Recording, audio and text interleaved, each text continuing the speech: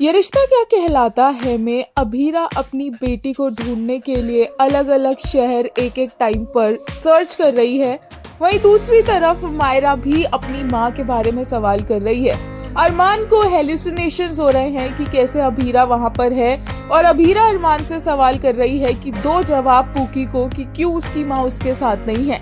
ये अरमान का गिल्ट है या अरमान को डर है कि कल को अभीरा आकर मायरा को ले ना जाए, ये तो आने वाले एपिसोड में पता चलेगा। लेकिन अभीरा जरूर माउंट आबू पहुंच चुकी है अपनी बेटी के पास। अभीरा की अपनी बेटी मायरा के साथ हो चुकी है पहली मुलाकात और पहली ही बार में दोनों को एक दूसरे के साथ एक बॉन्ड, एक कनेक्शन फील होगा, जहाँ पर मायरा दादी से और विद्या से बचने की कोशिश करेगी और जब वो गिरने लगेगी तो अभीरा उसे संभाल लेगी।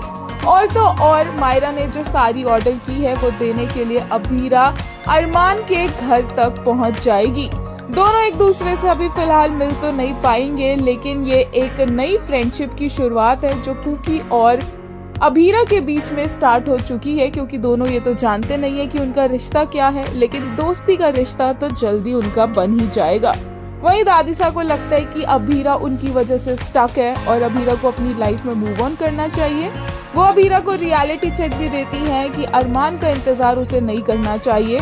जब अभीरा को सच्चाई पता चलेगी कि कैसे अरमान को पूकी मिल गई थी और अरमान उसे लेकर अभीरा के पास नहीं आया बल्कि उसे अभीरा से दूर कर दिया, तो अभीरा खुद ही इस रिश्ते में नहीं रहना चाहेगी। फिलहाल तो अभीरा को सच नहीं पता है और वो बहुत ज्यादा बिट्रेड फील करेगी जब उसके सामने ये सच्चाई आएगी। एक यूजर ने कहा, did he think his daughter was gonna grow up without ever asking about her mother?